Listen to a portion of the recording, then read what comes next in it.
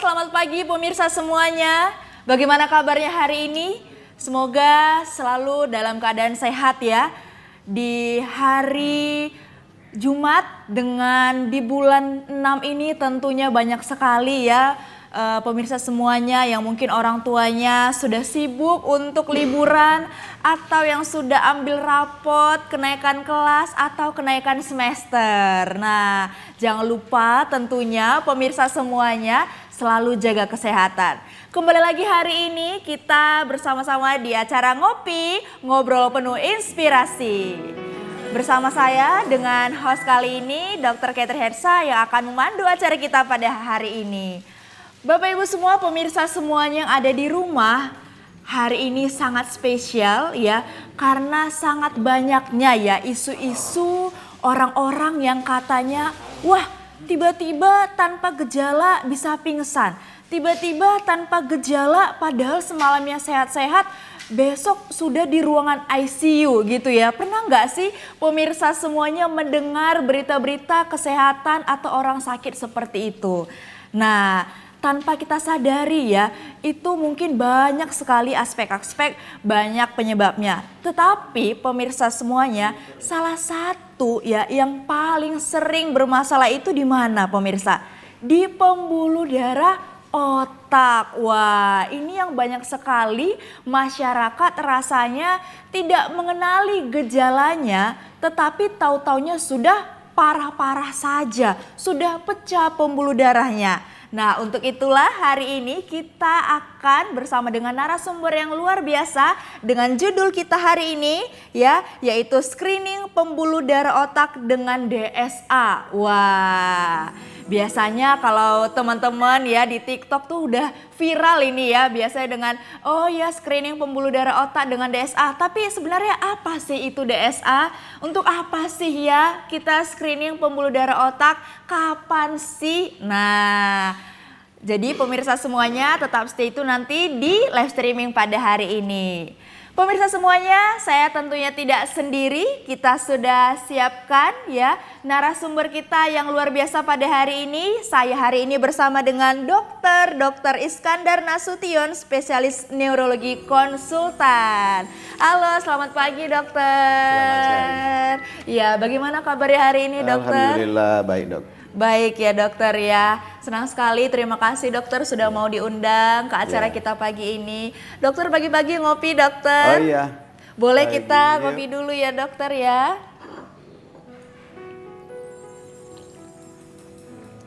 Ya, pemirsa Asik. semuanya jangan lupa ngopi juga ya supaya mendapatkan inspirasi-inspirasi sambil tentunya tonton live streaming kita pada hari ini. Ya, dokter ya, banyak sekali di luaran sana dokter ya yang mungkin belum tahu seberapa pentingnya sih dokter ya kenapa yang dinamakan harus screening pembuluh darah otak padahal sebenarnya tidak ada gejala dokter ya. Itu biasanya gejala-gejala sehari-harinya apa yang muncul dokter? Tadi seperti sudah dipaparkan oleh Dr. Catherine ya bahwa sebelum timbul masalah, sebelum timbul gejala, sebelum timbul penyakit maka sebaiknya kita screening gitu.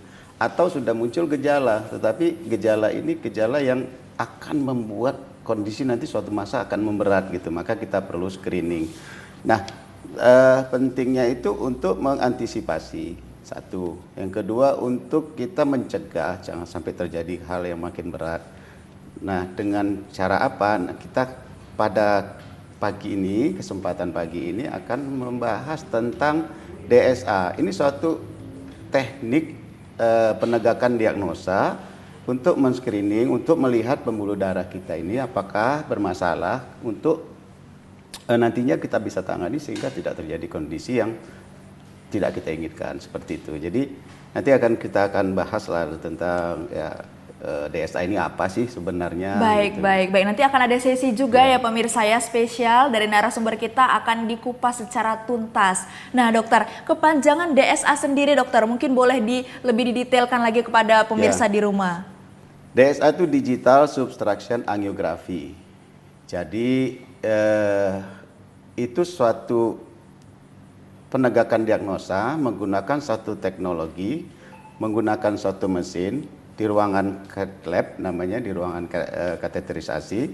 Nah, dengan teknologi itu bisa nanti akan kita sampaikan juga bisa untuk melihat jelas pembuluh darah otak tanpa diganggu oleh hal lain. Misalnya ada tulang-tulang di kepala kita ini, cairan otak segala macam itu nggak nampak. Hanya nanti pembuluh darah aja yang kelihatan, sehingga visualisasinya itu sangat-sangat Wah, berarti bagus. memang Ya. dilihat khusus Khusus pembuluh darah di otak ya ya. dokter ya. Berarti kalau contohnya kan banyak dok di luar sana mungkin kepalanya pusing gitu ya, migrain atau apa. Biasanya kan yang orang tuh sering dengar itu adalah CT scan mungkin ya dokter ya selama ini ya. Jadi itu berbeda ya dokter ya, CT scan dengan DSA ini ya dokter ya. Dengan MRI juga berbeda ya pemirsa ya. Ini memang teknologi yang sangat canggih ya dokter ya. Wah, pemirsa semuanya ya. Jadi kita sebagai masyarakat jangan ketinggalan informasi ya. Mungkin selama ini yang hanya tahu untuk mendeteksi itu CT scan seperti itu ya, MRI, tetapi ada nih yang terbaru screening yaitu dengan DSA. Nah dokter, mulai usia berapa nih dokter kira-kira boleh nih dilakukan DSA ini dokter? Sebenarnya DSA ini bisa dari usia kanak-kanak juga bisa kapan aja, usia dewasa, usia tua juga boleh kalau ada indikasi ke arah itu gitu ya. Artinya indikasi memang ada gejala yang harus kita jajaki, kita perlu screening ini pembuluh darah. Oh ini anak-anak ini bermasalah ini, ada gejala seperti ini. Ya kita bisa lanjutkan dengan DSA. Cuma mungkin pemilihan alatnya nanti kita akan jelaskan. Ya, berbeda antara anak-anak dengan dewasa. Oh gitu ya. Nah mungkin tadi dokter ada sampaikan mungkin ada masalah, kira-kira masalah tanda-tanda apa yang paling sering dokter sehingga oh ini kamu nih cocoknya di screen DSA nih gitu. Oh iya, misalnya stroke ringan itu sering itu. Kadang dia gejalanya awalnya ringan aja nih. Bicaranya misalnya celatnya sebentar aja atau lumpuh sebentar, ya dikiranya aman-aman aja gitu kan. Nah, ternyata itu suatu tanda warning lampu kuning bahwa besok lusa bisa jadi ini kena stroke yang berat gitu. Makanya kita perlu salah satu ya indikasinya ke situ untuk kita lakukan screening. Sekalian nanti penata laksanaannya ya, setelah kita ketemu nanti ada gangguan baru kita lakukan. Betul. Karena pernah juga ya dok ya, beberapa kan ada yang mengeluh, oh pagi-pagi tuh mulutnya mencong, terus tangan kanannya lemah, tapi koknya kayaknya 2 jam kemudian sudah membaik, tapi dibiarin begitu saja ya dokter ya, tidak di screening, tidak ditindaklanjuti, tidak dikonsultasikan, itulah yang akan lebih berbahaya ya dokter ya. Bahkan ya kalau tidak terdeteksi langsung pecah pembuluh darah otak bisa. Wah itu yang banyak orang tiba-tiba loh kok udah lewat aja ya atau tanda kutipnya meninggal gitu ya pemirsa ya karena sudah banyak perdarahan di otak. Nah untuk itulah ya pemirsa ya topik kita pada hari ini untuk kita ya kalau bisa sedini mungkin untuk mendeteksi ya jika ada keluhan-keluhan terkait sistem saraf ya dokter ya. Untuk itu kita screeningkan dan konsultasikan kepada tentunya dokter spesialis saraf. Nah pemirsa semuanya ya rasanya sudah tidak sabar ya nanti berapa lama sih dilakukan ya DSA-nya, terus bagaimana itu ketindaklanjutnya bagaimana ya, sangat banyak sekali rasanya yang ingin kita tanyakan ya pemirsa ya. Untuk itu pemirsa tetap stay tune terus, kita break sebentar nanti kita akan kembali lagi, tetap setia di Ngopi Ngobrol Penuh Inspirasi.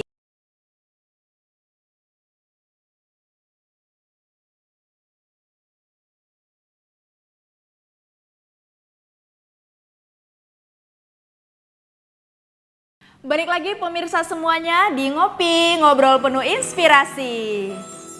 Ya, saya masih bersama dengan narasumber kita pada hari ini, Dr. Iskandar Nasution, spesialis neurologi konsultan.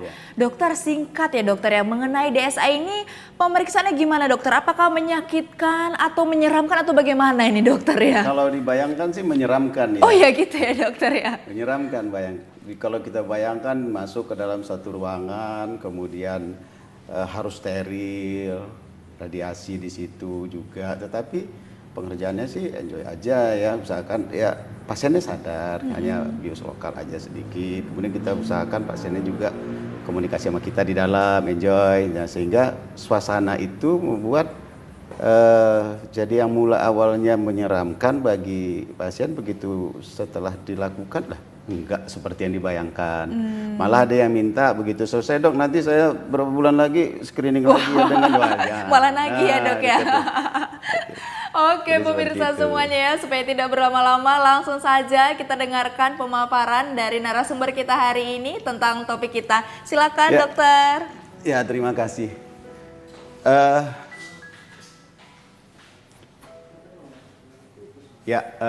Perkenalkan saya Dr. Iskandar Nasution, tadi sudah diperkenalkan. Ya kan, kita pagi ini akan membahas tentang screening pembuluh darah di otak dengan teknologi dengan DSA. Nah, apa itu DSA? Tadi sudah disebut, DSA itu adalah suatu metode pemeriksaan, penegakan diagnosa juga sekaligus nanti bisa lanjut ke penanganan. Nah, itu dengan satu alat namanya cath lab ya, di mesin cath lab kita akan melakukan tindakan itu. Nanti di dalam pemaparan ini saya akan jelaskan sedikit apa sih itu DSA, kemudian manfaat DSA itu apa saja. Sehingga nanti pemirsa bisa mengetahui dengan jelas, wah ternyata DSA itu ini tuh gitu.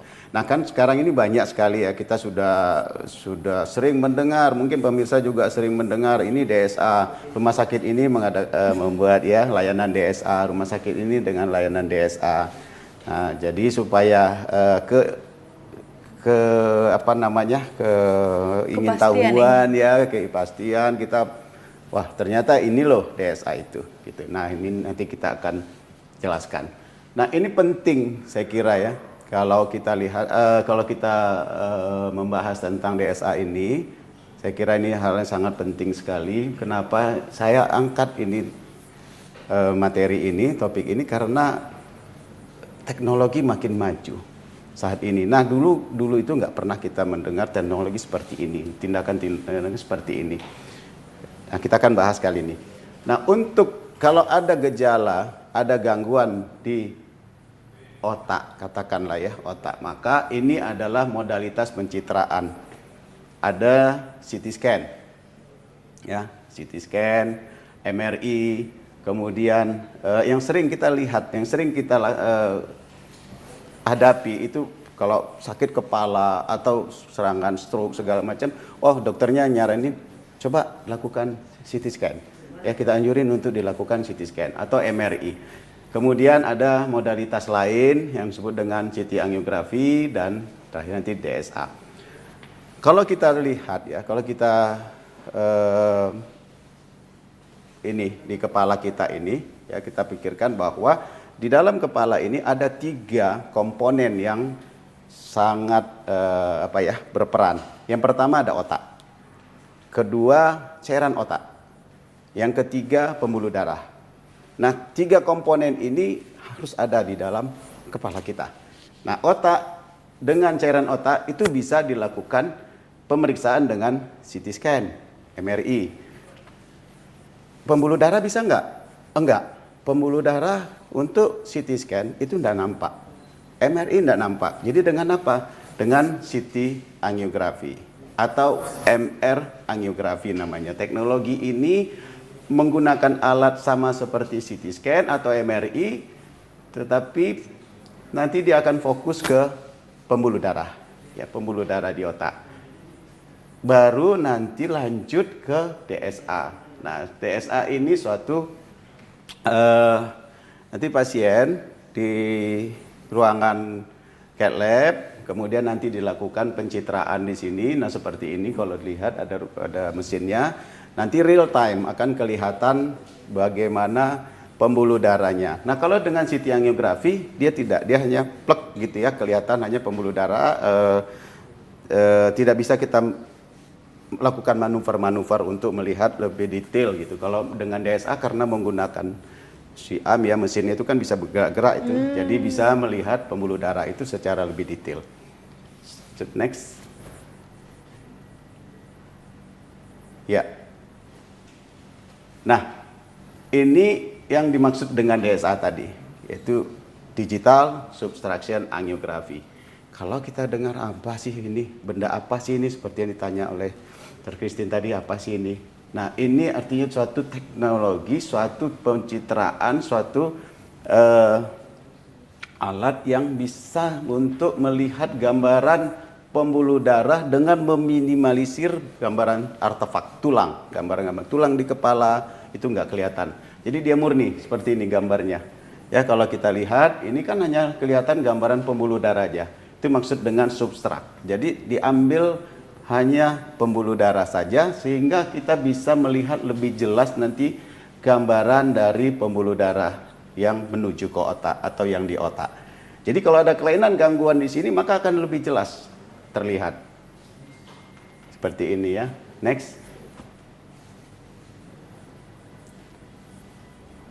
Nah, kalau ini kalau bisa dilihat nanti di layar bahwa DSA ini adalah suatu prosedur diagnostik minimal invasif.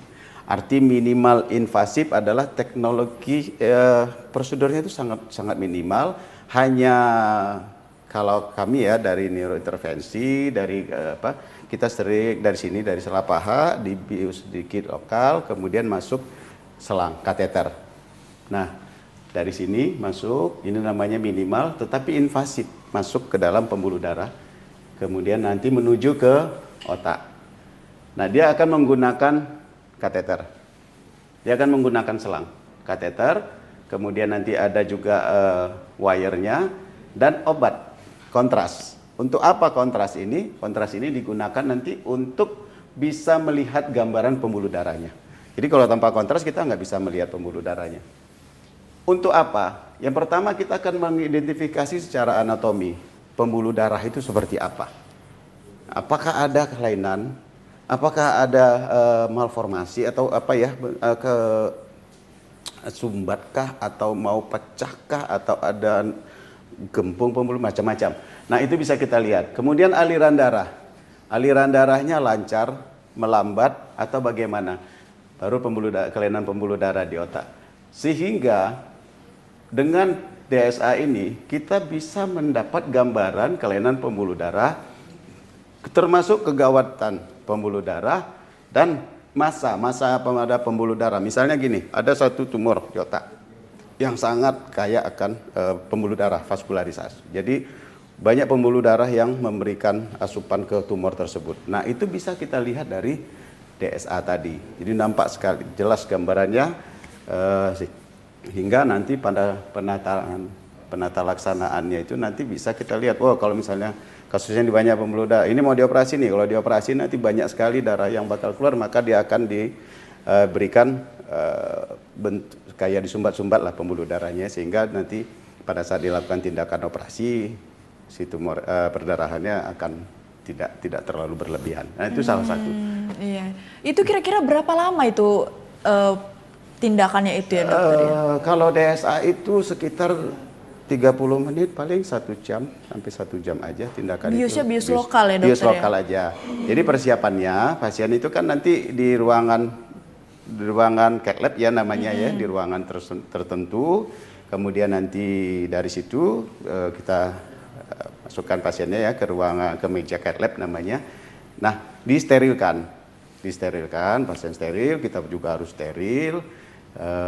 Kemudian kita menggunakan baju APD. yang anti radiasinya. Kemudian baru dari situ bius lokal, bisa dari sela paha, bisa juga dari ada dua ya, dok ya. Dari sini ya. Nah, apa saja manfaat DSA ini? Seperti yang tadi, bahwa ini screening. Yang pertama untuk stroke. Pasien mengalami serangan stroke sepintas sesaat. Tiba-tiba mengalami seperti tadi, bicaranya celat atau lumpuh sebelah badan atau tiba-tiba nggak ngomong. Nah, hanya sebentar, sekitar mungkin 5 menit atau kurang mungkin. Ini kan satu warning seperti yang saya katakan tadi. Nah, kita lakukan tindakan DSA. Nah, ternyata pada saat kita lakukan pencitraan pembuluh darah tadi, pada saat kita lihat pembuluh darahnya melalui kontras yang mengalir tadi, nah ternyata pembuluh darahnya menyempit. Menyempit, dan ini kalau dibiarkan maka bisa total. Total menyempit, total tidak bisa lagi mengalirkan darah ke jaringan otak. Nah, ini yang perlu kita harus lakukan tindakan buka. Jadi Kita screening, kelihatan ada penyempitan, dan selanjutnya kita lakukan tindakan untuk melebarkan pembuluh darah tersebut. Itu satu. Kedua, pada kasus yang di mana stroke-nya sudah terjadi nih. Kan sekarang ini lagi gencar ini kita lakukan kampanye kemana-mana bahwa stroke itu harus segera dirawat, dibawa ke rumah sakit. Untuk apa? Untuk mendapatkan pertolongan pertama. Pertama apa? Trombolisis. Nah, dengan tepat waktu, kita ambil waktu 4,5 jam kita lakukan trombolisis. Ternyata dengan memberikan obat untuk menghancurkan sumbatan tadi, ternyata kurang maksimal. Oh, ternyata sumbatnya di pembuluh darah besar. Ini bisa kita lakukan DSA untuk mengiring kita nanti untuk melakukan tindakan penyedotan pembuluh darah, misalnya penyedotan sumbatan di pembuluh darah tersebut, atau misalnya stroke-nya tipe yang perdarahan.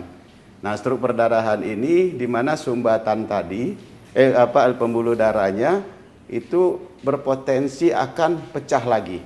Ada benjolan di situ.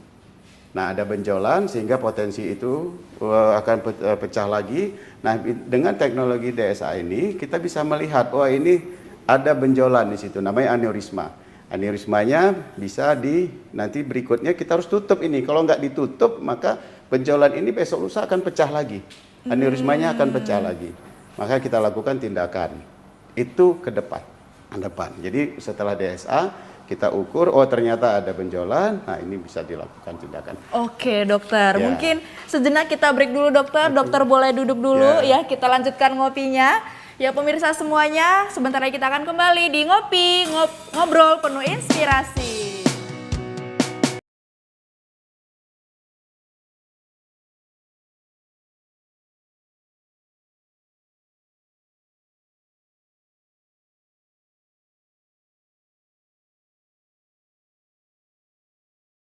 Balik lagi pemirsa di Ngopi, Ngobrol Penuh Inspirasi.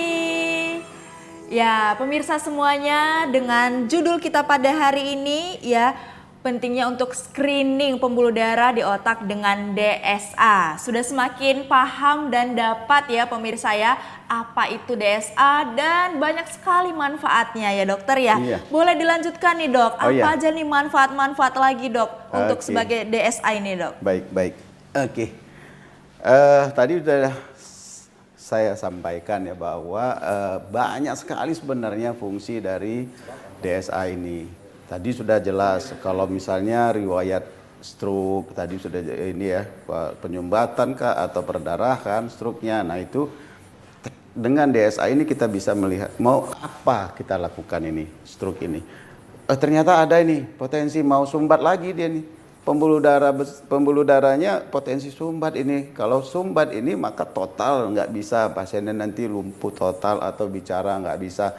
Nah, dengan teknologi ini, dengan DSA ini kita bisa lihat, wah ini ke depan nanti kita harus buka nih. Kita harus lebarkan nih pembuluh darahnya supaya aliran darahnya ngalir lagi gitu. Nah, itu pada yang stroke. Perdarahan tadi sudah. Kemudian juga misalnya pasien ini sering sekali nyeri kepala. Sakit kepala. Pergi ke dokter A, kita scanning ya Pak, Bu. Nah, setelah di CT scan ternyata hasilnya normal. MRI lah gitu, MRI juga nggak ada juga masalah gitu ya. Nah, tapi sakit kepala ini pasien. Ada satu penyakit di mana, ada satu gangguan di mana aliran darah itu nggak lancar. Aliran darah masuk ke otak, kemudian nanti kan dia keluar. Masuk dan mengalir keluar lagi. Nah, waktu dia masuk dengan keluar gak sama. Ternyata ada sumbatan di aliran darah baliknya. Nah, itu nggak kelihatan itu dari CT scan, dari MRI. Nah, bisa dengan venografi namanya ya, dengan teknologi itu bisa dengan CT venografi dilihat. Nah, dengan DSA juga bisa lihat, oh ternyata sumbat nih. Oh, ini penyebab sakit kepalanya. Nah, obatnya beda. Bukan obat-obat yang ada saat ini tersedia. Nah, untuk sakit kepala itu beda. Untuk kasus yang ini. Ada lagi misalnya pada kasus nyeri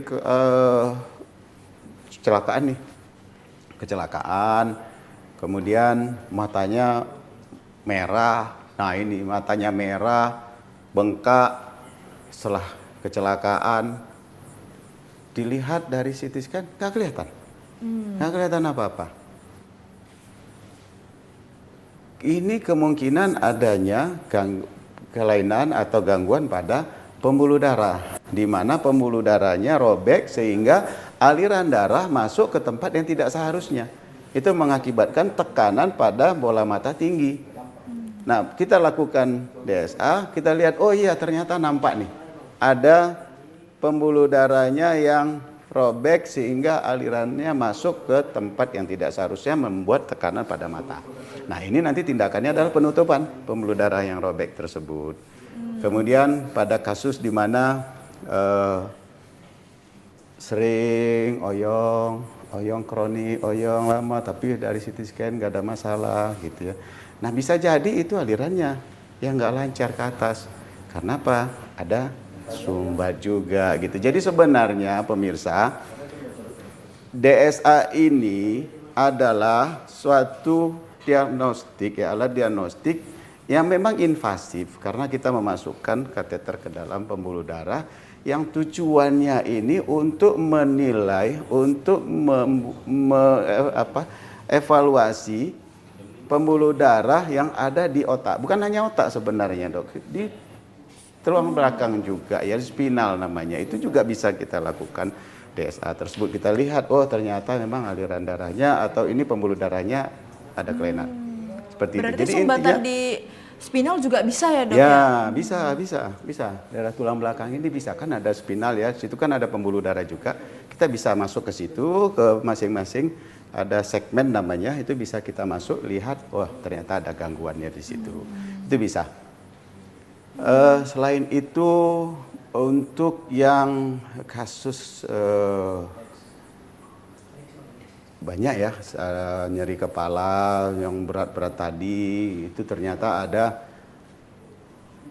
katakanlah misalnya ada tumor yang tadi yang saya bilang, itu pun bisa dilihat karena banyak sekali pembuluh darah yang mengisi ke situ, itu bisa kita lihat. Nah, jadi ini sebenarnya untuk diagnostik aja, menuju ke penanganan berikutnya, penanganan selanjutnya. Nah, kalau sudah ketahuan, nah baru kita nextnya. Dengan CT scan, dengan MRI, terkadang itu tidak bisa melihat. Kebanyakan kalau pembuluh darah tidak bisa dilihat. CT angiografi bisa, ya seperti yang tadi. Tetapi kadang ada keterbatasannya. Makanya kita lanjut dengan DSA. Nah, banyak beredar DSA ini, ya, berita-berita tentang DSA di mana-mana ya. Kita udah tahu udah lama ini DSA ini apakah suatu pengobatan, ya kan? Apakah ini suatu terapi untuk menangani penyakit? Enggak. Sebenarnya ini diagnostik. Ini hanya diagnostik. Lanjutannya baru nanti. Ya, ada lanjutannya, lagi iya ya, lanjutannya. Ya memang dengan teknologi sama, dengan cara seperti DSA, tetapi kita memasukkan suatu zat atau alat untuk tujuan menutup kelainan tadi gitu. Tapi kalau untuk DSA, kita mengevaluasi untuk screening, lihat ini pembuluh darah, bukan suatu terapeutik atau terapi penanganan suatu penyakit, belum sampai ke situ. Penanganannya setelah kita lakukan DSA. Berarti nggak bisa tadi. sekaligus ya, dokter ya? Mungkin ada orang bilang, oh sekaligus aja lah, sekaligus kalau caranya sama gitu, Dok. Bisa nggak gitu, Dok? Bisa juga. Oh, bisa juga. Yang penting alatnya ada. Ya, kalau udah ketemu kelainan, alat tersedia, misalnya lah ya, seperti ini perdarahan nih, stroke, perdarahan. Waktu kita lakukan tindakan DSA, ketemu nih, ada aneurisma, benjolan di pembuluh darahnya. Nah, ada benjolan di pembuluh darah, kita ukur, bisa nggak ini dikerjakan, dilanjuti untuk ditutup? Karena kadang benjolan itu dia terlalu lebar sehingga tidak bisa ditutup. Kalau ditutup malah nanti dia pada saat kita nutup, alat yang untuk menutup itu bisa lepas. Nah, jadi harus pasti, oh bisa ini, ada alatnya, ya, ada alatnya namanya coil. Nah, itu bisa dimasukin. Jadi setelah DSA baru kita lanjutkan. Jadi sekali prosedur bisa, tapi ya tadi itu harus tersedia alat untuk menanganinya tadi itu. Seperti itu. kira-kira. Iya ya dokter ya. Nah, apakah ada efek sampingnya dokter mungkin untuk pemeriksaan Ya. diagnostik ini dokter? Yang namanya invasif, dok, apapun itu pasti ada efek samping. Contoh misalnya kita diinfus nih, ya kan? Atau diambil darah untuk periksa darah atau donor, itu kan punya juga efek samping. Contoh misalnya pada diinfus, kalau diinfus itu efek sampingnya memar, Bengkak gitu ya. luka, infeksi segala macam. Nah pada DSA juga karena kita memasukkan satu benda ke dalam tubuh maka punya resiko, tapi sangat kecil sekali dok. Pengalaman kita sih ya paling memar-memar sedikit, bekas tempat jarum masuk, sesekali ada nyeri kepala, tapi itu biasanya nggak lama, sebentar. Dengan obat-obat penghilang rasa nyeri kepala pun sudah cukup membantu keluhannya. Jadi sebenarnya efek sampingnya itu minimal. Sangat minimal sekali Minimal ya dok lah ya. Minimal. Untuk mungkin kontraindikasinya dok, seperti mungkin pada ibu hamil gitu, tetap boleh nggak dok atau gimana dok? Kalau pada ibu hamil ini kan radiasi ya. Kalau kita bisa tunda dulu lah. Gitu. Ditunda dulu sebaiknya dulu ya, lah, dokter iya. ya. Ditunda dulu karena ini kan suatu nanti ya, begitu di dalam ruangan itu kita juga ada di dalam ruangan, pasien ada di dalam ruangan, kemudian pada saat kita lakukan itu DSA, radiasi akan beredar di dalam ruangan tersebut. Nah, pasien akan terdampak. Jadi kalau dia lagi hamil, khawatir nanti kan mengganggu pertumbuhan janinnya, makanya sebaiknya ditunda dulu sampai dia melahirkan. Sudah Tapi lahir. kalau emergensi memang kita harus lakukan karena mau dilakukan penanganan lanjutan, ya kita Lebih baik beritahu lah. untuk penanganan lanjutannya Ya, dok ya, daripada efek samping ya, radiasinya ya, dokter ya. Seperti itu ya. Oh gitu dokter. Oke baik dokter, kalau begitu dokter boleh kita lanjut minum kopinya dulu. Oke. Dokter boleh duduk ya. Pemirsa semuanya, sudah banyak sekali pemaparan dari narasumber kita pada hari ini. Silahkan yang mau tanya-tanya lewat kolom chat live streaming kita ya. Nanti saya akan tanyakan langsung kepada narasumber. Sebelum itu kita akan break dulu. Kembali lagi di Ngopi, ngobrol penuh inspirasi.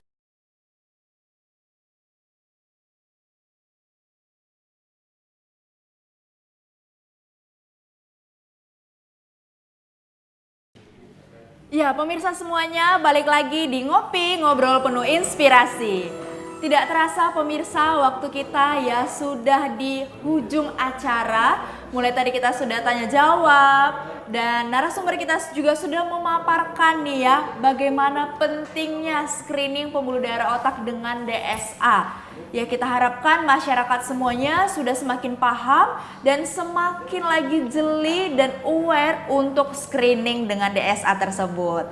Ya pemirsa semuanya, dengan narasumber kita pada hari ini, mungkin karena waktu ya dokter ya, boleh berikan kesimpulan nih dok, pesan dan kesan untuk para pemirsa semuanya supaya lebih aware lagi nih dok. Ya. Baik, terima kasih pemirsa yang saya hormati. Tadi sudah kita paparkan ya, apa itu DSA. Di awal tadi saya sampaikan bahwa ini suatu alat diagnostik untuk screening, yaitu untuk melihat pembuluh darah di otak untuk penata laksanaan selanjutnya. Kalau ada kelainan, apa yang harus kita lakukan?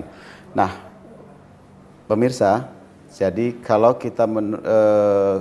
kita mengalami keluhan-keluhan misalnya ya, stroke ringan tadi, kemudian juga yang tadi saya paparkan, nyeri kepala yang hebat, nggak sembuh-sembuh misalnya, atau dengan kasus yang tadi pembuluh matanya yang merah tadi, itu jangan ragu kalau misalnya kita dianjurin untuk dilakukan tindakan DSA. Memang ini satu tindakan yang invasif, ya, tindakan yang membutuhkan satu ruangan khusus, di mana di situ juga akan dilakukan sterilisasi. Tetapi jangan khawatir, tindakan ini tidaklah beresiko besar, resikonya ada tetapi kecil, minimal, dan manfaatnya itu sangat banyak sekali ya, manfaatnya besar sekali. Oleh karena itu semoga nanti ke depan ya pemirsa kalau mengalami hal-hal seperti tadi, kalau dianjurkan untuk dilakukan tindakan DSA, ya diskusi dulu, ajak ngomong dokternya, dok ini gimana. Nah kemudian nanti baru ya kalau memang oke kita lanjut. Nah ini bisa di mana? Berapa rumah sakit sudah menyediakan layanan DSA. Seperti kita di Adam Malik ya bisa DSA menggunakan fasilitas BPJS seperti itu. Ya, berarti ditanggung BPJS ya iya, dokter ya? DSA, karena ini ya. memang pertanyaan paling banyak ya. Apakah dia sini di BPJS atau harus bayar umum ya dokter ya? Ternyata kabar baiknya ditanggung oleh BPJS ditanggung ya dokter oleh BPJS. ya? Jika ada indikasi ya dok. Malah tindakan lanjutannya pun kita bisa rumah sakit bisa membantu untuk masalah pembiayaannya. Wah, terima kasih banyak ya dokter ya. Jadi sudah terjawab ya pemirsa semuanya bahwa silahkan nanti jika ada tanda dan keluhan langsung saja ya konsultasikan kepada spesialis saraf terdekat di kota Anda. Pemirsa semuanya, jikalau masih banyak lagi pertanyaan atau ingin kepo, boleh nanti live streamingnya diputar kembali ya di rumah ya. Karena tadi beberapa pertanyaan itu rasanya sudah terjawab semuanya ya di pemaparan oleh narasumber kita. Baik pemirsa semuanya, kita telah di ujung acara. Di materi kita hari ini screening pembuluh darah otak dengan DSA. Semoga pemirsa semuanya mendapatkan manfaat dan tentunya inspirasi-inspirasi dari acara kita hari ini. Sampai jumpa pemirsa semuanya. Mohon maaf kalau ada salah kata. Saya Ketresa mohon pamit. Sampai jumpa di ngopi-ngopi berikutnya. Ngobrol penuh inspirasi. Bye-bye.